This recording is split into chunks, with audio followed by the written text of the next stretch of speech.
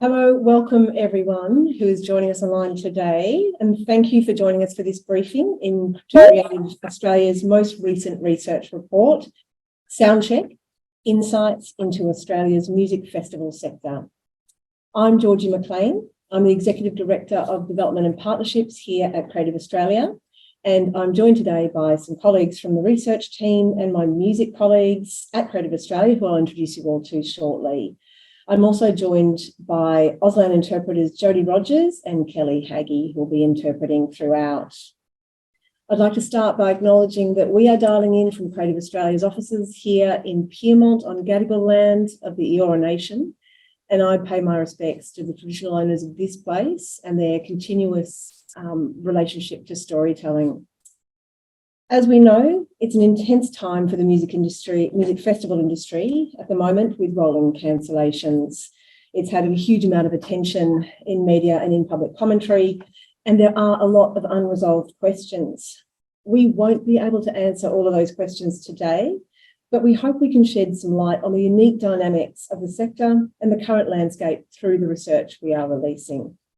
We know it's an incredibly difficult time for businesses, for artists and for audiences. And down the line, of course, the regions and communities that benefit from hosting these events. Festival organisers take a high level of risk in mounting events and have been under intense pressure due to a range of factors at the moment, from rising costs and changes to ticket purchasing behaviour to managing climate events. Resulting recent cancellations have generated a growing sense of crisis around what has been a vibrant part of Australia's arts and cultural landscape. Festival organisers, so it is very timely and useful to have this research that helps us to better evidence the impacts and value of the music festival sector, which provides some of the insights and data to help us all navigate these complex times. Soundcheck, as the research is called, is the first of its kind in Australia. It provides a benchmark for tracking the scale, diversity and reach of music festivals across the country, the impacts of music festivals on our communities and our culture, along with audience and ticketing trends. Importantly, the research also has a strong focus on the experiences of music festival organisers in putting on an event. And in this respect, it couldn't be more timely. Soundcheck identifies the barriers and challenges faced by music festival organisers and provides us with valuable intel that can help us understand how to support the music festival sector, both now and into the future. As many of you will know, this research was an action as part of the federal government's National Cultural Policy Revive, which was announced at the start of last year. The research has been conducted by Creative Australia's research team in close discussion with the Australian Festivals Association, and we'd like to thank them and their Managing Director, Mitch Wilson, for being such great colleagues in this piece of work. Thanks also to all of those in the sector who participated in the research. We know that many of you are here with us today, and we're really happy to be able to share the fruits of your contributions back to you in this form. We hope that Soundcheck provides festival organisers, decision makers and governments of all jurisdictions with the insights and to help them face the challenges and opportunities within the contemporary music festival industry. It's now my very great pleasure to hand over to my colleagues, Dr. Kristen Cornell, Research Fellow and Manager in the Research Partnerships in our research team, and Belinda Bell-Hatchett, Research Program Manager, who will talk us through the research and the research findings. We have set aside some time at the end of the session for a Q&A, so please feel free to submit questions as you listen to the research presentation. I'll introduce Kristen Cornell. Thank you, Georgie, and thank you so much to everyone who's joined us today. It's really fantastic to have this opportunity to give this research back. As Georgie was explaining in her introduction, this research was an action in the National Cultural Policy Revive, and that was out of a recognition for a need for greater research, greater knowledge about Australian music festivals. So we conducted this research in really close discussion with the Australian Festivals Association. There were many in the sector who were very generous with their data and their experience in the process of this research. So I would reiterate Georgie's thanks to those. I know a lot of you will be on the call today. And because of that kind of proximate relationship to the festival organisers, this research really focuses on the current landscape for festival organisers, people putting on an event. We look at ticketing trends, we look at attendance, and importantly, we look at barriers and challenges for festival organisers. And together, this publication provides a really important benchmark for understanding the industry, first of its kind. Next up. So we needed a definition for a music festival, and we were really fortunate one had been worked up by Catherine Strong, Dr. Catherine Strong at RMIT University. Building on that, we had a definition which was an advertised event that was called a festival and or had music as the central element, consisted of more than 2 artists or bands, and was not a gig or a concert. So it was very important for us in this research to ensure that we had a definition that was limited enough to produce data that was meaningful to music festivals. And with that in mind, we have changed Catherine Strong's definition from a central element to the central element in order to be eligible for measurement within our research. The festival had to have music as the central element. It did cut out some community cultural festivals that include things such as food and fashion and dancing as well. The methodology for this piece of work. So there were times when we thought, why is this so complicated? And it's because we came at this research from multiple different data sets. We generated some data sets, we returned to some that existed, and we were fortunate to be able to come upon some. And so this is far more than, I guess, a single survey in what it can give us. We did a big mapping piece. We wanted to map the festival, the music festival sector across the country, and did that for the last financial year, so 22 to 23. This was done through desktop research, but then some of the sharing with industry stakeholders, and this is the kind of thing I was referencing when I was thanking people for their input earlier. We also went back to our big longitudinal survey that we at Creative Australia do every 3 years that looks at audiences, the National Arts Participation Survey, and we did a special kind of drilled down analysis to better understand audiences of music festivals. We also wanted to track the impacts and barriers of Australian music festivals, and did that through a range of interviews, semi-structured interviews with 22 leading industry stakeholders. So that included music festival organisers, as well as people from peak bodies and people working on logistics around festival events. We had a survey which was filled out by 51 festival organisers. And through this, we collected data on festival characteristics, purchasing and attendance, social and cultural impacts and barriers. And we were also really fortunate to have access to data from 2 major ticketing agencies that represent a really large market share of the music festival sector. And in this instance, we weren't only looking at the last financial year, we were able to look at ticket purchasing before COVID and now, and do some analysis of trends over time. Also really important to this research was to develop a comparison of the different kind of regulatory landscapes across the states and territories, particularly useful for touring festivals. And we did this through desktop research and again, interviews with people who are in the sector. And I'll hand over to Val. Thanks, Kristen.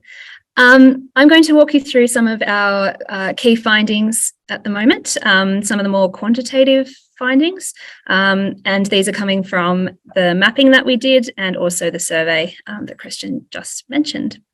So for this research, we mapped a total of 535 music festivals that were presented across the country in the 2022-23 financial year.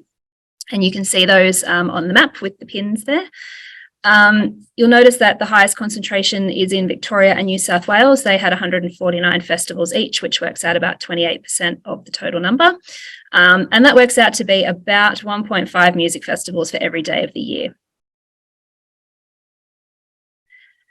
As part of the mapping, we looked at the different music genres that are represented across our festivals. And what we found was that we had a wide range of genres, and almost 1 in 4 festivals are electronic music festivals. And that incorporated quite a number of subgenres like trance and techno and house and dance and so on. And then some of the other popular genres were rock, country, indie, and then folk. We looked at longevity, so when our music festivals started or were first held, and we found that 3/4 of all the music festivals we mapped were first held within the last 13 years. So that is between 2010 and 2023. However, we also have a smaller subset of festivals that have been in operation for more than 30 years in 2023, and some of those have been going since the 1960s. So there are quite a few festivals which have been around for a very, very long time and continue to succeed today. From our survey, we also looked at the bands that play at our festivals and where those bands are from. Something to keep in mind as I'm talking about the survey findings is that compared to the general population of festivals, our survey did have a slight overrepresentation of larger commercial festivals. And so that's something to keep in mind as we talk through these findings. But according to the results from our survey, we found that 4 out of 5 acts who play at Australian festivals are Australian bands or artists, and the remaining 20% of those are international acts. We also acknowledge that international acts often get greater publication and promotion in the festival program. We looked at the time of year when festivals were held, and in what is probably no surprise, the most popular months for festivals are March and October, so spring and autumn. And the least popular months for festivals are July and August in winter. We found that the bulk of festivals that happen in winter are held in the Northern Territory and other parts of Northern Australia where the weather is a bit more pleasant that time of year. We were fortunate enough to be able to analyse some ticketing data from some of the major players in the festival ticketing space, and we found some really interesting insights in this data. So from the 2022-2023 financial year compared to 2018 pre-COVID, we found that there are signs that the industry is recovering from the impacts of the pandemic. You can see that ticket sales in 2022-23 are higher than 2018-19. We found that there were 9,506 tickets sold per festival on average. However, our data does suggest that patterns of later ticket buying are continuing. People are still buying tickets closer to the festival than they were in the past. And this is something that we see across our other research as well, including the Audience Outlook Monitor. We also looked at the age of our ticket purchases, and we found that compared to before COVID, 18 to 24-year-olds are purchasing festival tickets at lower rates. So in the graph, you can see the 2018-19 financial year is in orange and the 2022-23 financial year is in purple. And there's a shift from 18 to 24-year-olds being the primary ticket purchasers in 2018-19 through to more people aged 25 and up buying tickets in 2022-23. We looked at attendance, so how many people are going to our festivals, and this was slightly different numbers to the ticketing because this included festivals that are ticketed, unticketed and free, and not all of those were represented in our ticketing data. So 42%, most of our festivals have between 1,000 and 10,000 attendees. Followed by 10,000 to 20,000. There's a small number of festivals that have 1,000 or less attendees, and then some that have 20,000 or more, going up into the hundreds of thousands in some cases. Going back to our survey data now, we looked at cost, profit and loss across the festivals that responded to our survey.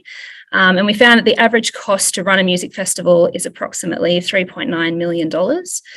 Half of the festivals, or just over half of the festivals we surveyed, reported a profit in the 2022-23 financial year, and more than 1 in 3 reported a deficit. And then we had a few in the middle that broke even. In the graph on the left there, you can see some data about the employment types and the staff types at festivals. So 74% of festival staff are paid, and of those, 41% are staff that are contracted by companies and sole traders that are employed by the festival organisers. And we found that just over a quarter of festival staff are unpaid volunteers.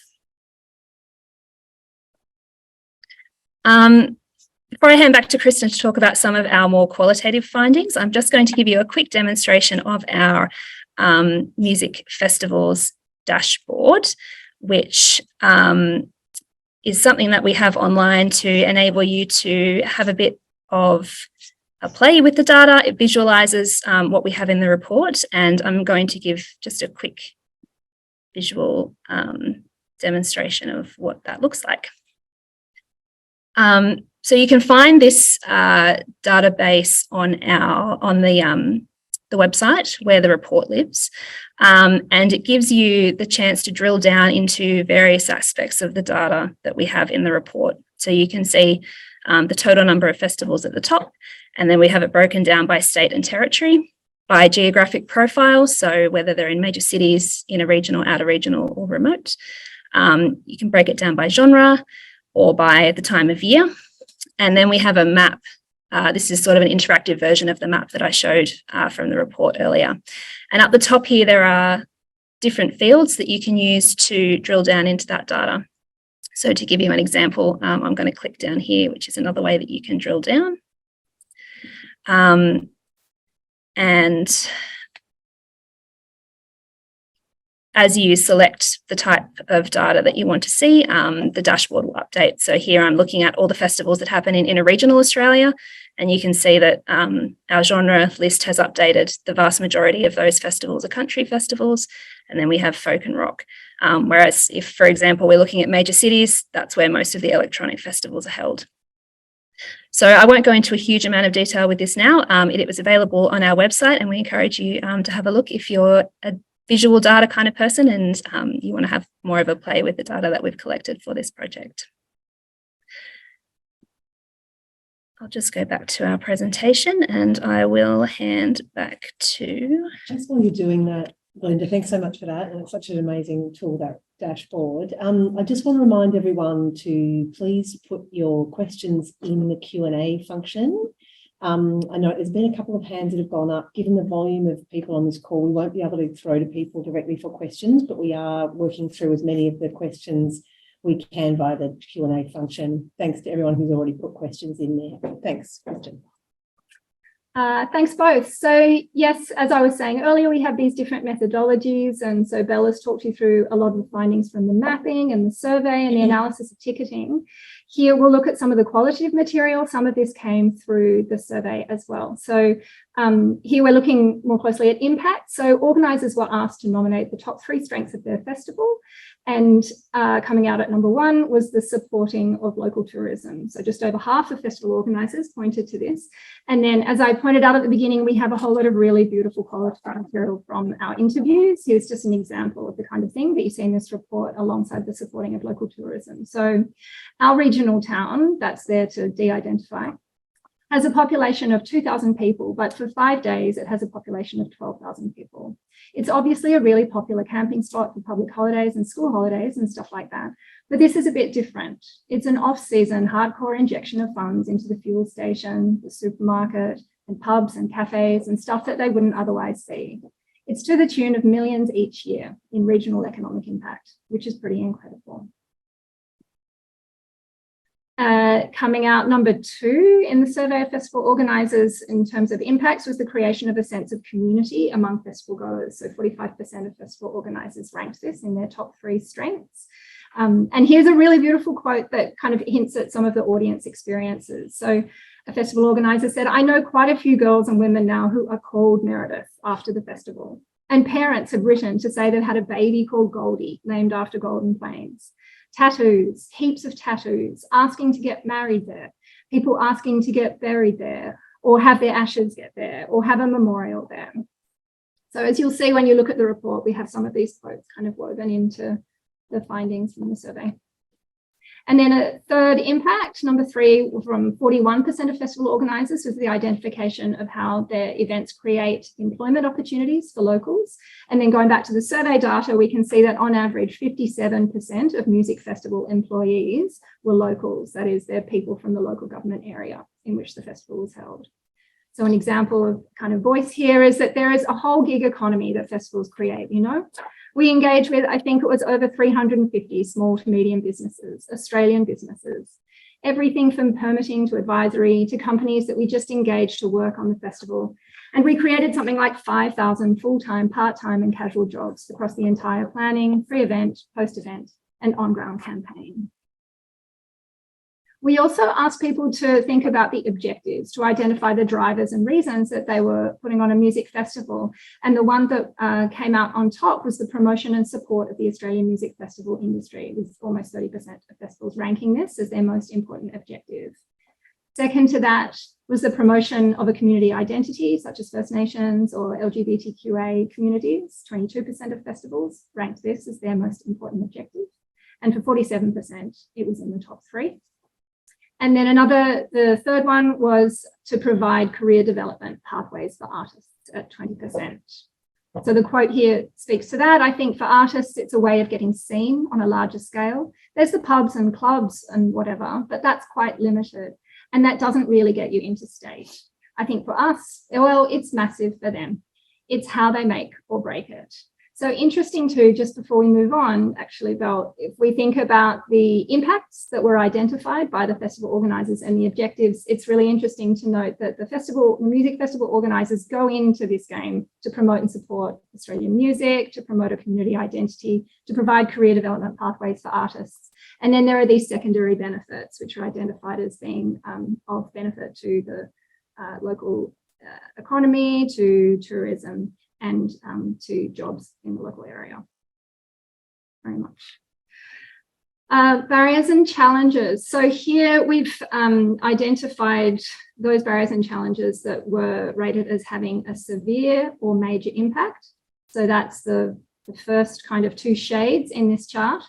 And the one that festival organisers pointed to the most as having a severe or major impact is rising operational costs. And we can certainly see that in the discussion around music festivals right now. Second to that was a lack of funding and grants available at 39% of festival organisers, ranking that as severe or major. Other significant barriers include insurance, pointed to by 31%, or at least ranked as severe or major, and extreme weather events by 22% of music festival organisers. But also an important kind of barrier that was identified even separate to this is the complex and inconsistent regulatory requirements that exist across the different states and territories in Australia. 2 key regulatory barriers for festival organisers that were really picked out as the top line ones were navigating planning and or local government or council requirements, and navigating police and perhaps security requirements. So that includes user pays policing in there. These were ranked as having a severe or major impact by 27% each of them. And then there were 2 themes which kind of started to present themselves throughout the research, because like I said, we did a lot of interviews too. One was sustainability. So there's a really growing awareness of the environmental impact that music festivals might have. And many festivals are taking action to improve the sustainability of their events. They're signing up to national campaigns and implementing some initiatives at their festivals, such as camping buddy, compostable waste, reusable cutlery and crockery, green sponsorship, waste minimisation. And then accessibility. We were asking questions around what accessibility measures were in place at music festivals, and found that almost 80%, so 78% had these measures in place before the festival. But then there were others that were firmly in place during the festival itself, such as accessible toilets, available in 100% of the music festivals who were surveyed. And then companion ticket discounts, 84%, accessible parking, 73%, viewing platforms, 71%, and then accessible seating and mobility vehicle zones available in 65% of festivals. But we were also really struck by a desire that was articulated by those whom we interviewed to continue on improving accessibility at their festival. And we have a little kind of case study breakout box on Ability Fest, which is a really fantastic example of an event dedicated to accessibility. And that brings us to the questions. Thank you so much, Kristen and Belinda. That's really helpful. I'd like now to introduce the inimitable Millie Milliegate, our Director of Music Australia at Creative Australia, to join us for this Q&A conversation. And we've got a few questions come in. I'll try and get to as many as we can through this discussion. So thank you to all of those who've already put your questions there in the Q&A function. So our first question is for the research team. What do you make of the finding that young people are not attending music festivals as they have in the past, and how are we to understand this? Christine, if I can ask you to respond. Yeah, sure. Okay, so firstly, I did say this in the presentation, or sorry, I think this was Belle's, but just a reminder that this finding comes from an analysis of ticketing purchasing behaviour. So we have to keep that in mind when you look at this one. We're not checking who's walked through the door in this, we're looking at who's been purchasing the tickets. Still though, this is an indication, I guess, that young people here 18 to 24 years old are not currently the main consumer of music festivals, nor are they attending as they have in the past, because that has been the kind of key consumer group. I have to say though, while we can identify this, we can't yet say why. We can speculate, I guess, on the reasons, like is it cost, is it new kind of listening habits or relationships to local acts? But we can't answer any of those questions yet. We need further research to properly understand what's going on here. We and Music Australia will be doing some of that research commencing this year. So we're going to be looking into issues of discoverability, listening habits, both in relation to recorded and live music. And we're going to have a special focus in that research on young people.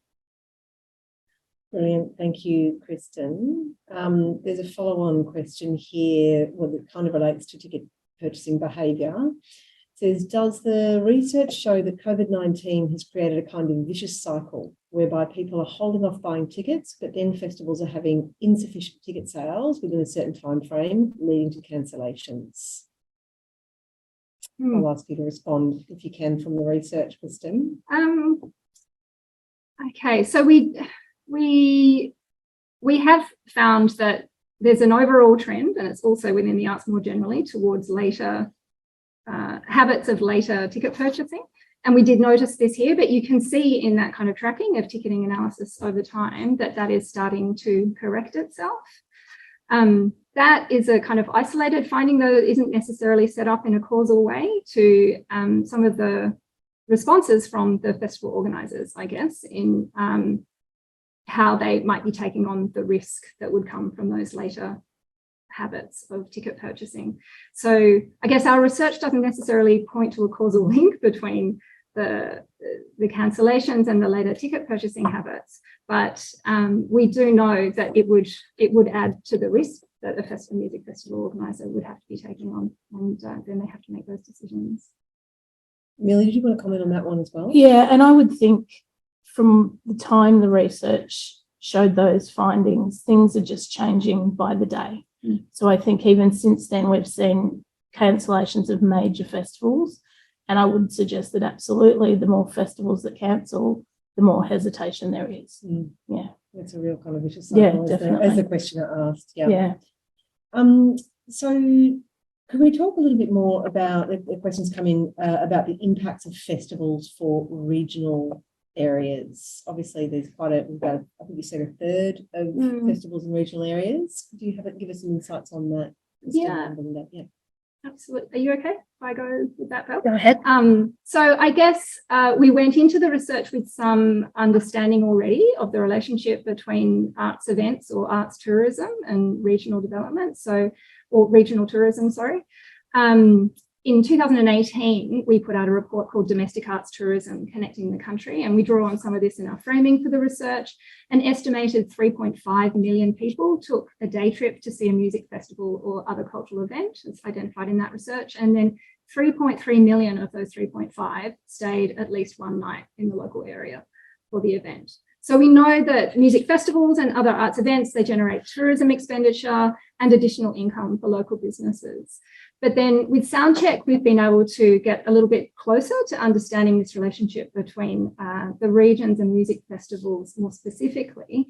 As Georgie pointed out, 1/3 of music festivals were held in interregional Australia, we now know. So we know this kind of percentage is significant. And then in addition to that 1/3 in interregional Australia, another 20% were held in outer regional, remote or very remote Australia. So it's a significant number. We also have a better understanding of the relationship between regional music festivals and the longevity of music festivals in Australia. So of the 46 festivals that are more than 40 years old in Australia, 3/4 of those are based in regional Australia or 74%.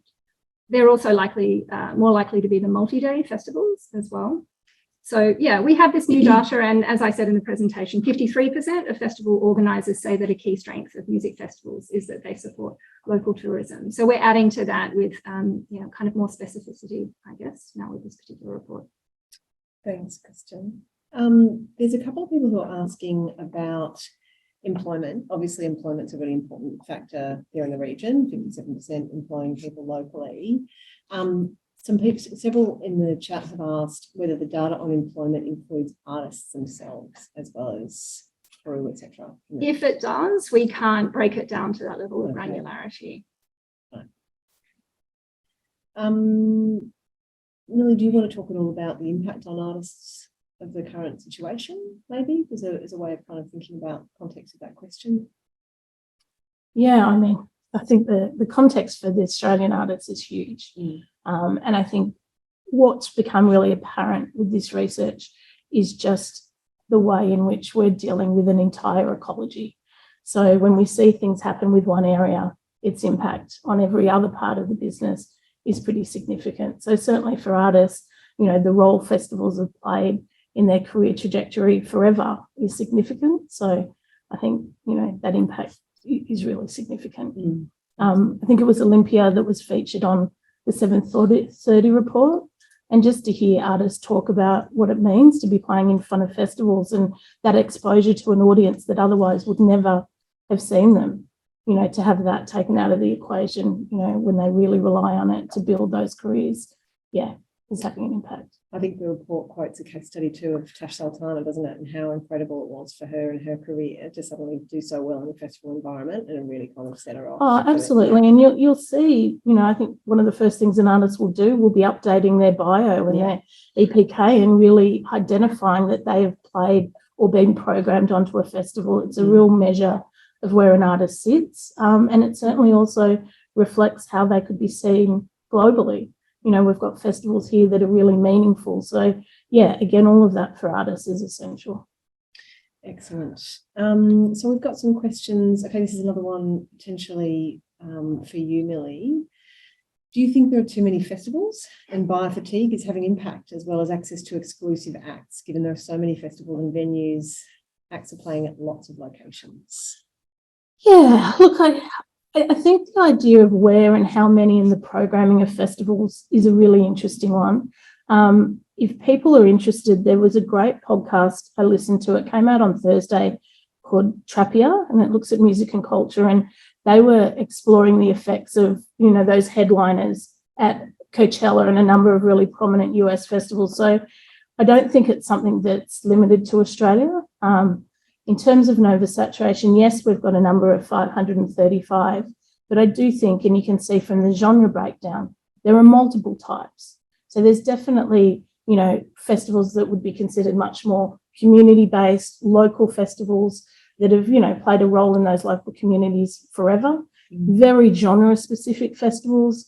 And then you've got these bigger festivals that are really drawing on, a diverse range of genres.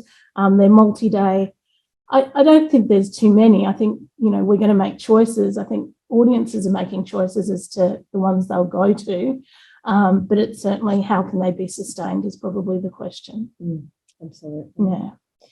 So this is a question about costs, and probably more for Kristen and Belinda.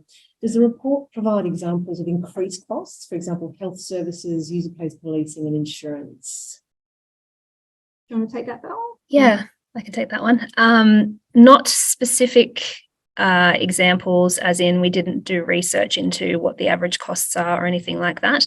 However, in the impacts and barriers section of the report, some of the festival organisers that we spoke to gave some examples with numbers of their insurance increases and what it's costing them to pay for security and policing. So the data is in the report. It's not something that we specifically looked at in terms of numbers, but it is there. Categorically, those prices are going up, and I think certainly there's different regulation and arrangements between states, which I think that does make it really hard. And certainly for those festivals that are running national festivals, there's not a one size fits all. And I do think there is something that needs to be looked at there with regards to those costs. Thank you. So we've got a question that is about the dashboard. Does the online dashboard allow the breakdown of data into states? Yes, it does. One of the things that you can click on towards the top left-hand side of the page is the state, and it will then zoom in and give you all of the relevant stats for that state. Perfect. And on the states, is there anything in the research that identifies differences or specific challenges in different states or territories? Absolutely. There is, Yeah. yes. So we looked at, there's a case study in there on South Australia, and some of the measures that have been put in place there to support festival operation. And again, in the section of the report where we're talking to festival organisers, as Millie said, particularly those that are operating across multiple states, there is some discussion about the challenges that come with operating in certain states. The New South Wales Music Festivals Act is one example of that. So it's definitely threaded through the data that's presented in the report. It's almost, it's kind of like a comparison document at the end of the report. It's its own appendix, steps through all the states and territories and the different regulations and laws that apply to each, and has a little summary at the beginning for each state or territory of what it entails to put on a festival there. And then you'll see in a separate document, there's a list of the different permits that you would need in different states and territories, a kind of checklist. Brilliant. Millie, further to your comment before about all the different genres and different niche kind of interests that might be served by all these festivals, there's been a few questions about electronic music. Okay. One of them is, given the high level of electronic music festivals, would Music Australia consider changing their grant eligibility requirements for DJs or for festivals that predominantly engage DJs not producing their own music? Will more funding be given to electronic artists, considering over 20% of festivals feature electronic music? I think there's going to be findings from this report that will certainly inform future Music Australia support, whether that's through a grant model or other initiatives. With respect to what you're talking about, I believe this is with regards to the export fund. And for the first, grants for Music Australia, we definitely needed to work to a definition of contemporary music, and the definition that the council endorsed was that it needed to be new, it needed to be Australian, and it did need to be original. So when we look at that definition, I guess when you've got DJs playing other works that aren't Australian, it didn't quite fit there, but we really acknowledge that for a number of DJs, they are producers, so they were able to get support by that means. In terms of local festivals and local opportunities, it's an interesting one in isolation. I wouldn't say no and I wouldn't say yes. I think it's a really good thing to flag and something we can look at for some of the domestic opportunities as well. Thanks, Millie. This is actually a question for the research team that relates to electronic music. It says, were there any findings in the data around how long each festival or associated business had been operating? I don't know the answer to this. I don't know you'll answer it ably. It references the fact that the stat around electronic music making up a quarter of events is so interesting, and to me says that they would be new festival organisers, but I'd love to know if anything was found in your research. The answer is yes. We looked at the longevity of all the festivals that we mapped, or at least as many that we could find the information for. And we did have a look at how that aligns with genre and where the festival was held, and we found that, generally speaking, a lot of the electronic music festivals were in that newer category, so having started within the last 13 years. The bulk of the older festivals were, as Kristen mentioned, community-based regional festivals, and they tended to be more focused on folk, country, blues, those kinds of genres. So a lot of the electronic music festivals are newer, and they tended to be sort of one-day city-based events, a lot of the times quite small, sort of in pubs and clubs and those kind of venues. So yes, there is some stuff in the research, and you can also, the dashboard also shows that quite nicely. If you want to drill down to that level, you can see for all the different genres how long those festivals have been operating for, and vice versa. Absolutely. That's a really great research question. That kind of research question is a great thing to take to the dashboards. You can look at those relationships between genre, number of stages, longevity, kind of thing. Another question regarding the who was involved in the research. Does this survey look at both free music festivals and ticketed music festivals, or only ticketed music festivals? Yes, but so the research looks at free and ticketed and unticketed. It looks at the whole gamut when we're looking at the 535. So that's that mapping that is done through desktop research, and it's trying to get a really comprehensive view of all the different festivals in Australia that fit our definition of a music festival. Then we have the survey, which has been filled out by 51 different music festival organisers, and we're conscious in that survey that there is a higher proportion of more commercial operators, so that would be ticketed events. So that survey kind of represents the experiences of those, but when we're looking at the 535, it's certainly all different kinds. And there was a question here, sorry, just trying to find it, around ownership. There was a question around whether there was a intel around the ownership of particular festivals, whether they were Australian owned or international interests. We didn't go into that.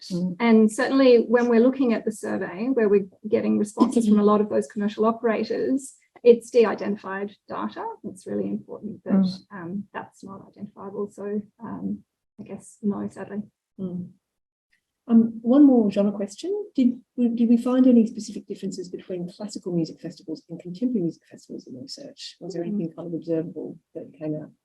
Well, that would be something you could take to the dashboard, because classical music is a genre in the dashboard. So that'll be interesting. There'll be a particular kind of form, I wouldn't be surprised, that would present itself through a search according to classical. But yeah, we considered, I guess, everything contemporary music because it's happening now, and then we're really genre agnostic, and that's how classical music got into our research. Thanks, Kristen. So this is probably one for both the research team and for Nellie. I'll start with you, Kristen. Was there any analysis or thoughts about what is needed to address the findings, or is that a separate piece of work? That is a separate piece of work. We came out of this research with an understanding of further research that will be required. As I mentioned earlier, there's this really important and compelling finding around a drop-off, potentially a drop-off in younger audiences. And so it's from that we had discussions around the need to better understand discoverability and audience development. And so we're at the scoping stage, I guess you could say, in thinking about research that will begin this year to better understand that for all audiences. And then we'll have a focused set of kind of research questions for younger people, because obviously that's the next generation of music festival attendees, so it's important. And we haven't yet mentioned a second piece of research that is actually out to tender at the moment. And that is a big piece on the economic contribution or the value of the entire music industry to the Australian economy. And through that, we want to scope and better understand the whole music industries. It's not just music festivals, but also the workforce that makes up the music industry. It's quite complex as an industry. So that's going to be a really, really important piece of work that I think will be quite foundational to a lot of the work that Music Australia will be moving ahead with. So that's quite common with research projects. You come out of a research project with further questions. Wanting to do more research. Yeah. And I think I am just going to jump in and answer a question for people I've seen here, which was about that podcast. So the name of the podcast is Trapital, Trapital, and the title of that episode was Do Music Festivals Have a Superstar Problem? So that's a few people asked about that one. In terms of what this research has meant for Music Australia and follow-on research, so Kristen has mentioned that we are absolutely in the throes of looking into a piece of research that'll look at discovery, consumption, and in particular those changing behaviours. I think, though, we certainly are aware, and had this research have come out at another time, it might have been different, but we are absolutely in the thick of, a real crisis. We're not acutely aware of what's going on. So for Music Australia, it was really important for us and ongoing. This is a very live and a very real conversation. We met with a number of festivals yesterday to really explore deeply what we understand the challenges to be, and are they challenges in isolation? So when we look at rising costs, extreme climate, we look at insurance premiums, we look at regulation, we look at difficulties with headliners, we look at the currency fluctuations. There are multiple complex issues all at play.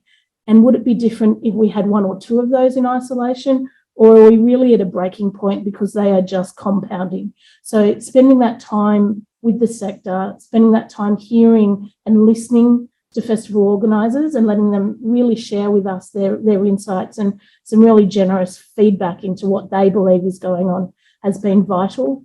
We intend to share that information with our state colleagues and really look at this. This has to be a whole of government conversation.